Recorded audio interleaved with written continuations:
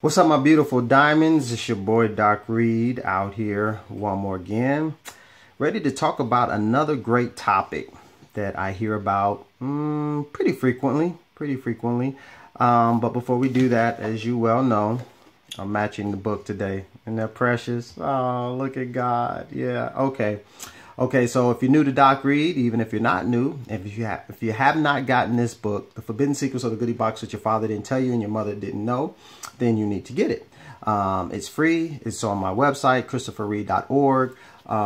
This is just, I guess, a first installment on some major nuggets on how women need to deal with men, some of the things that you do not know, some of the mistakes that you may be making that you do not know that you're making. Okay, I need you to go get this. All right, and you can get the PDF and you can get the Kindle version. All right, so christopherreid.org, download that for free.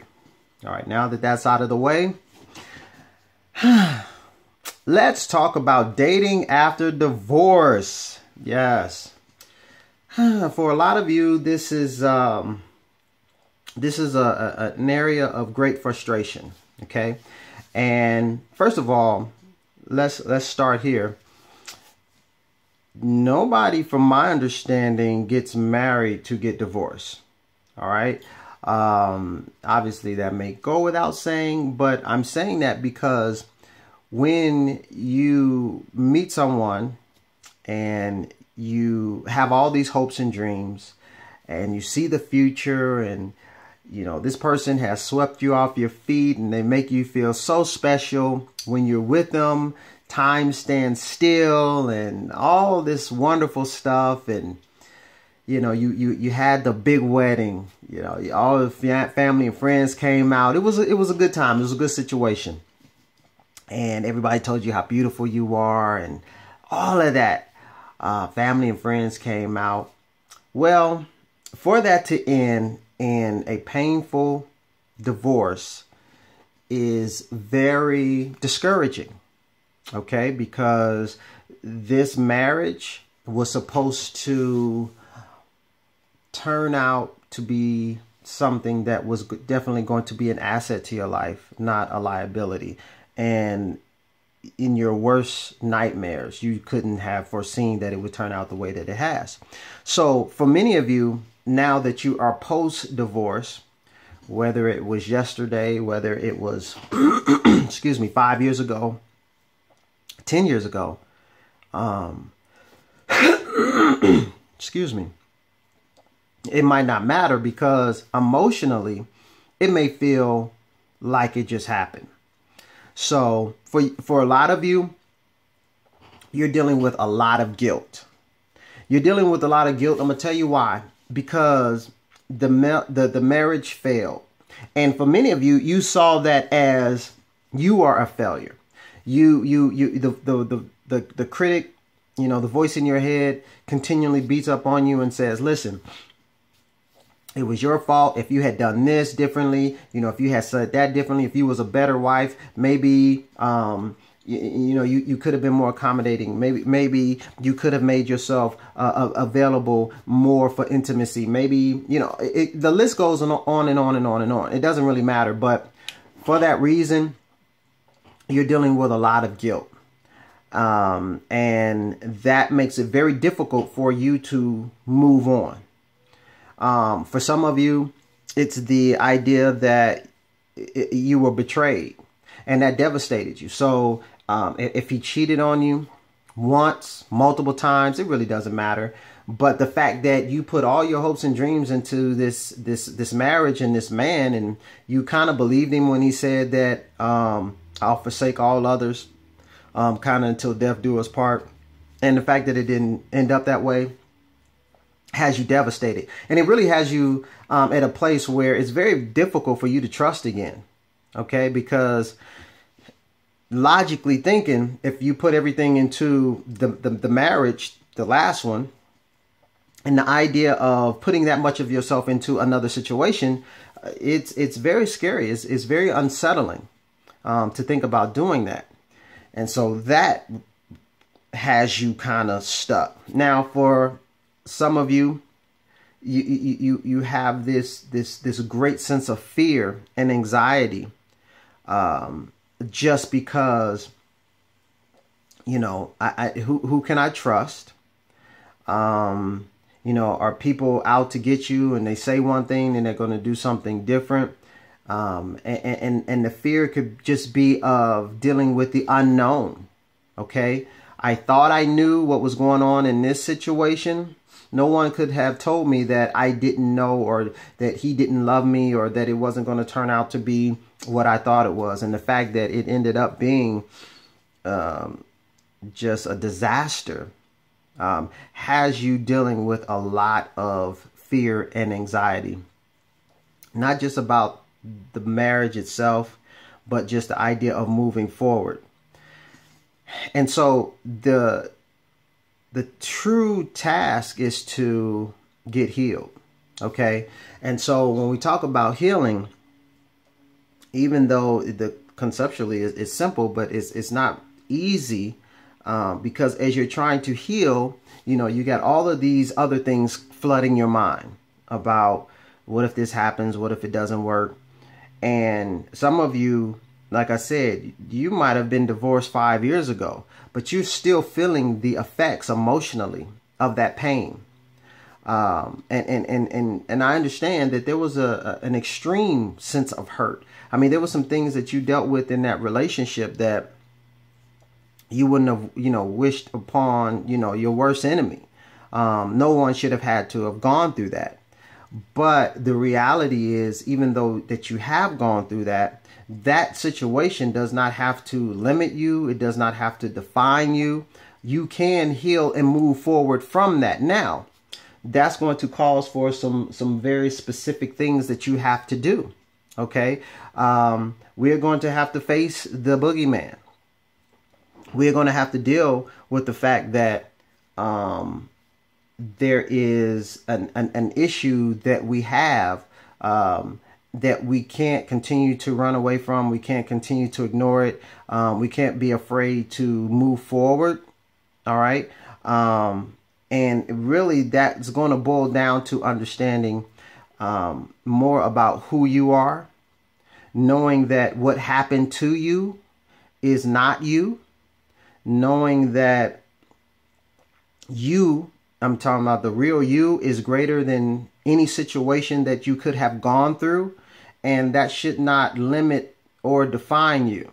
Now, all that sounds wonderful, but what does that really mean? And I think it really starts with understanding, or having a deep understanding of who you really are. And what I mean by that is, because you've come through this hurtful situation, a lot of times there can be a lot of residue from it on you that makes you feel like you're kind of like tainted goods. Who's going to want me? All of these crazy thoughts that go through your mind. But let me ask you this. If, for example, you know, I always use this analogy. You're the diamond, right? Okay.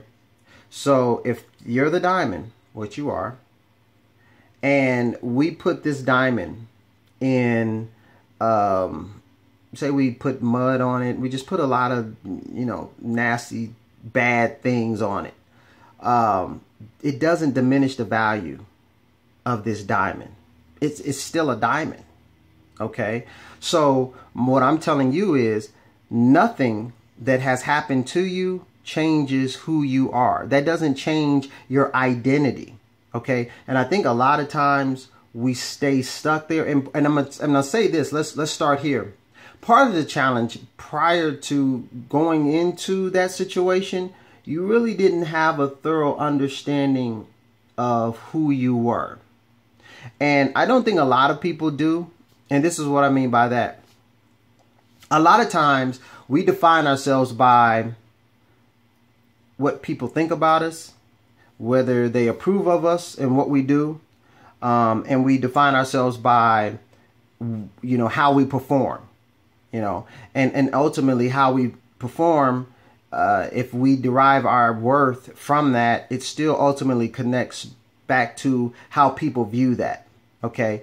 But what I want to share with you, and this may seem very way out there, that if you don't do anything well, if you totally just suck at everything, and if nobody cares about you or affirms you, that does not diminish who you are, your value. Okay? And see, a lot of times we have it backwards. Well, we consider ourselves to be valuable based off of who thinks we're wonderful and amazing and the things that we can achieve. That's totally wrong. If you were royalty, and you are, you're spiritual royalty, but if you were royalty in a natural sense, you were a princess or a queen, okay, just based off who you are, there's a certain sense of identity that goes along with that. So whether you were a good queen, a bad queen, or whatever, people still had to acknowledge you as the queen. They still had to acknowledge that position, that status. Okay. And for you, there would be a level of confidence and a level of expectation about who you are, how great you are. And so if you allow this divorce that you've come through to define you and to somehow leave you tainted, then you've kind of have missed the mark. All right. Because your value far exceeds that situation.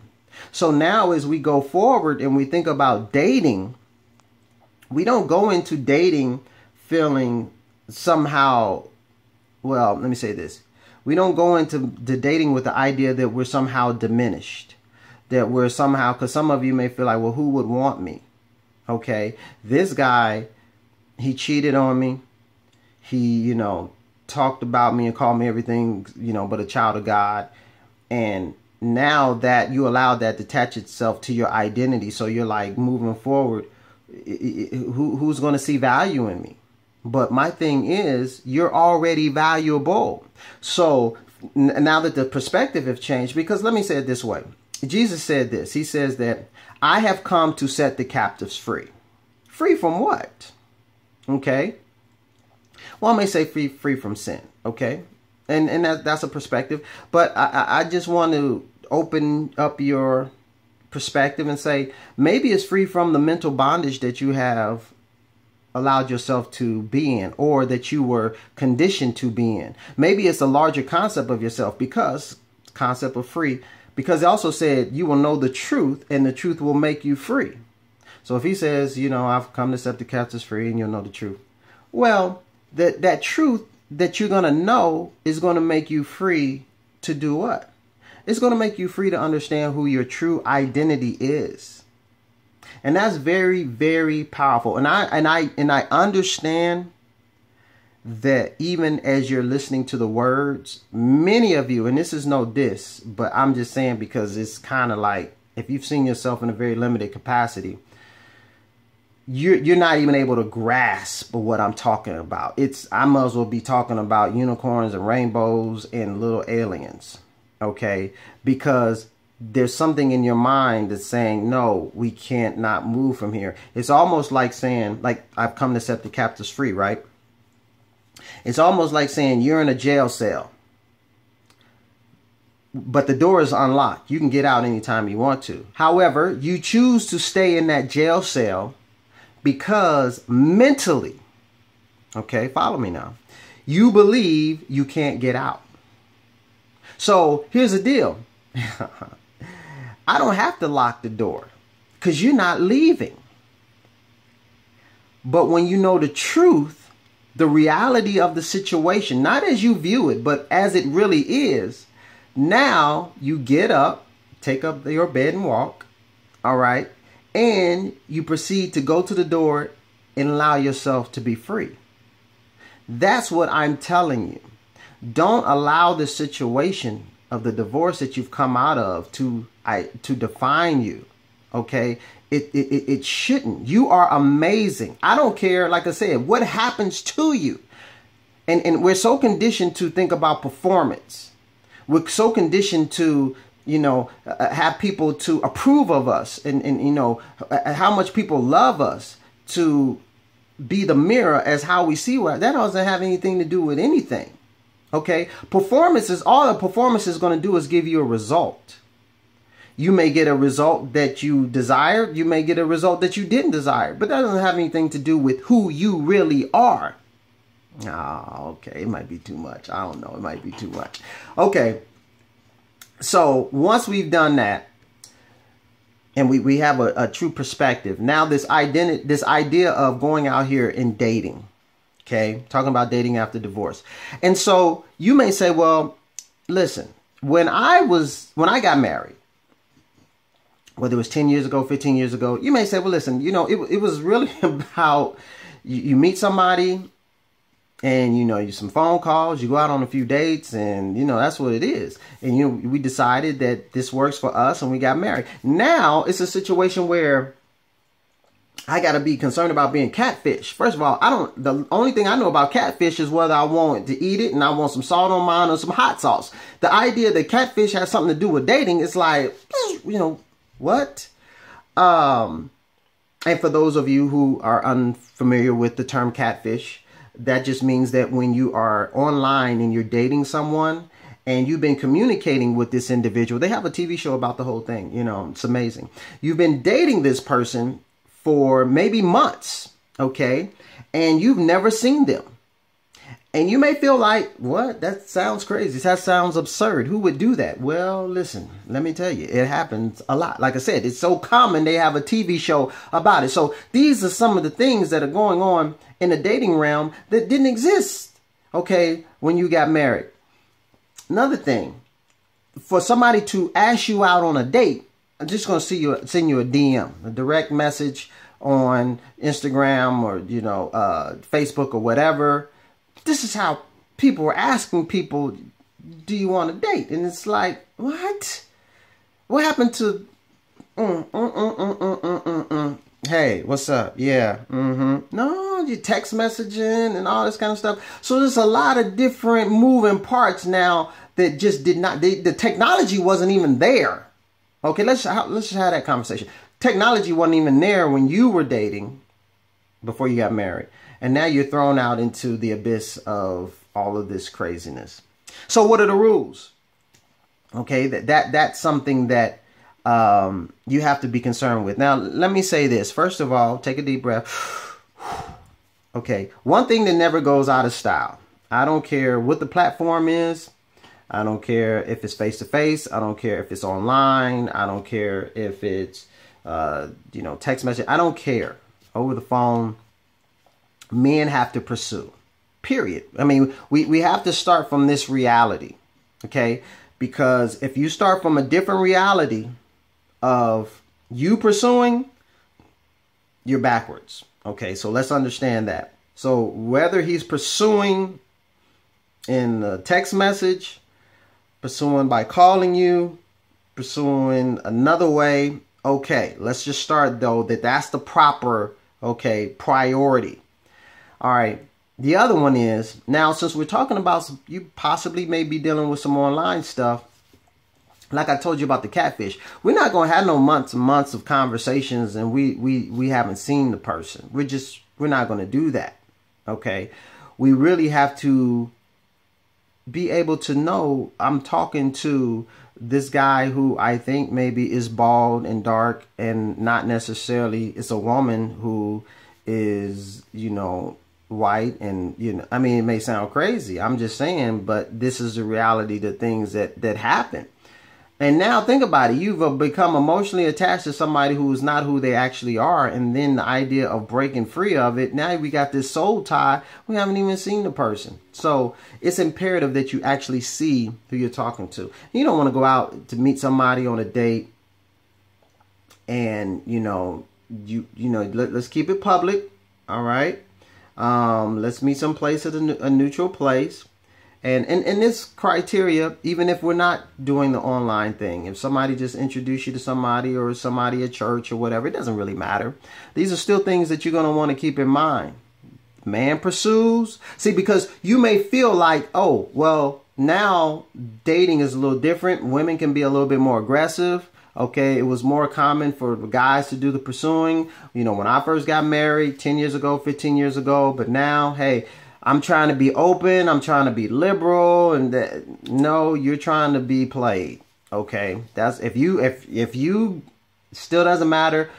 I don't care what the fact that technology changes, which technology is always going to change. We're still men. Okay, the technology doesn't regulate the level of testosterone in the body. Okay, it doesn't regulate that thing about us that makes us want to pursue, and we get, this dopamine, boost by pursuing and getting the goal. It doesn't change that. Okay, Facebook didn't change that. Instagram didn't change that. All right. Now, what happened is men are visual, and you see the lower hanging fruit and all of the stuff that's out here. Doesn't mean that guys won't go after that, because it's like, so to speak, an easy target. If you're thinking about the jungle and the wild and lions and all of that, yeah, I can get that and get a quick meal. But at the same time, is that the one that really is going to ring my bell long term? Because at some point, when I so quickly have my appetite appeased, now my desire is no longer connected to the very object that I was pursuing. Now I'm shifted my attention to the next object. But the longer I spend pursuing that particular object, I develop somewhat of an emotional attachment to the object because of how much I've invested in the pursuit of the object. So now once I catch the object, it's not just about devouring the object and moving on. No, like I said, I'm invested. So now there is a bond between me and the object, so to speak, that I have been pursuing. Oh, come on, somebody. All right. So ladies, that's why I said that you can't just so quickly just make yourself available, because you will not allow the proper amount of time for him to connect himself to you. Oh, listen, that felt good. I know it did. I'm going somewhere. I don't know where I'm going, but when I get there, I'll call you. All right, so listen. All right, hopefully you understand that, okay, even though the technology has changed, all right, the rules are the same. Yes, you will get guys who will complain and they want to text message you, and they'll, oh, I can't believe why, it's old fashioned. Guys will do that. They will complain. They will say you're killing them. They will say, why can't you do this and why can't you do that? Yes, I get it. But be ye not deceived. All right. A man still gets great value out of pursuing, out of chasing. Okay. It's all about us enjoying. We're very goal-oriented individuals. Okay. Guys have not stopped, just starting businesses and working 80-hour weeks and, doing all these things to pursue the lofty goal of, financial abundance and the cars and the houses and all that kind of stuff. That's called pursuing a goal. That's how we're wired. Okay. So he didn't change there, but it changed with women. No, it did not. Okay. So we still get great value out of the thing that we really work for and that we earn. So the reason I'm really trying to beat this dead horse, and it doesn't matter if you're coming out of the divorce or not coming out of a divorce, I'm trying to tell you these things still ring true. Now, some of you may say, well, yeah, I got out here and got my feet wet, but Doc, I hear what you're saying, but I'm trying to tell you, these guys out here, whoo, they on another level, and if they want to sleep with you, and if you tell them you ain't on that, then they like, all right, peace, I'm on to the next one. Well, here's the deal. If that guy says that, to a certain degree, he's obviously done you a favor. You know what he's about, and you don't have to waste your time. I'm a big believer in not wasting a whole lot of time, because you can spend a lot of time on a situation that ain't going nowhere. So he's really done you a favor. But a lot of times those guys, there's a way. Now, this is 400 level classes, type thing that I'm just about to let you peek inside of right now. But how you engage with the guy. Because you can give a guy a lot of femininity. You can give a guy a lot of, how should I say, sexiness, but you're not giving him sex. And that's really, flirting, just casual kind of flirting, how you talk to a guy. Like I said, it's really just presenting more of your feminine self, not your guarded, shielded self. Okay, because that, a guy is going to be physically attracted to you. That's kind of like the thing with men and women. He is going to desire a level of intimacy with you. Okay, that just kind of makes him normal. But now he shouldn't allow that to override his decision-making process to say, well, if you're not going to, then I'm done. But at the same time, that right there, that could work to your advantage. But like I said, it's a whole nother thing. Okay. And to really spend time working that, it's a whole nother video that I'll probably have to do. But just know that just what comes out of our mouth about what we say we gonna do and we ain't gonna do and all this kind of stuff, a lot of times we just be talking. We don't even know what we gonna do and what we think we ain't gonna do. You know, we don't know, you know. And you think that you take what he says as gospel. He don't know. Trust me. I can give you many examples of guys that say, I'll never, and I wish I would. And yeah, and you did all of that. He did all that. So ladies, don't, you know, that's why I say actions. Okay. Y'all really have much more power and say so in this situation when it comes to dating than you realize. But because many of you just, you haven't learned the tools, and your emotions betray you oftentimes because how you feel about the situation kind of clouds how you think about the situation, kind of gets in the way. So I just want to encourage you that if you are still struggling with your divorce, the emotions as a result of that divorce, if you're still struggling with your sense of identity as a result of the divorce, I need you to know that that divorce is not you. Okay. I need you to know that what happened to you is not you. Okay. I need you to understand that your true identity is invaluable. Okay. No matter this is a easier analogy. No matter what happens to this, I'll just say if the value of this would be, okay, $5 billion, I don't know, that maybe that's high. It doesn't matter. On the street. Okay, just because I do some things to this doesn't diminish the value. Doesn't. I can put some stuff on it that's not very pleasant. I can even maybe scratch it up a little bit, but it still would be perceived as being very valuable. All right. You have to know that about yourself. I don't care who didn't like you. I don't care who abused you. I don't care who hurt you. I don't care what you achieved. I don't care what you did not achieve. Okay, just because you were born. Now, this is going to be very difficult for a lot of you. Just because you are born, just because you are here, period. You have done nothing. Nobody knows you, likes you, whatever. You are beyond valuable. And so that makes you great. So as you go throughout your life, you need to operate and move from that position of greatness outward. Instead of thinking that, no, I'm only great as it pertains to who validates me. I'm only great as it pertains to what I can achieve. No, I'm sorry, boo-boo, you're not. And I don't know where they told you that or where you learned that lie. No, you're not. People can like you today. They can dislike you tomorrow. Won't change nothing about who you are. You can conquer the world today. You can lose it all tomorrow. Doesn't say anything about how great you are. Period. Point blank the end. So anyway, I pretty much came to do and say what I came to say and do. So hopefully this encourages you and strengthens your heart even more so to the truth. And I'm about to get on with the rest of my day. God bless you. And of course, I can't forget this. Hey, if you need help with your situation, please get at me. All right. I do a free 30-minute consultation and we can talk about, you know, if you're coming out of the divorce and, you know, you're having these challenges. All right.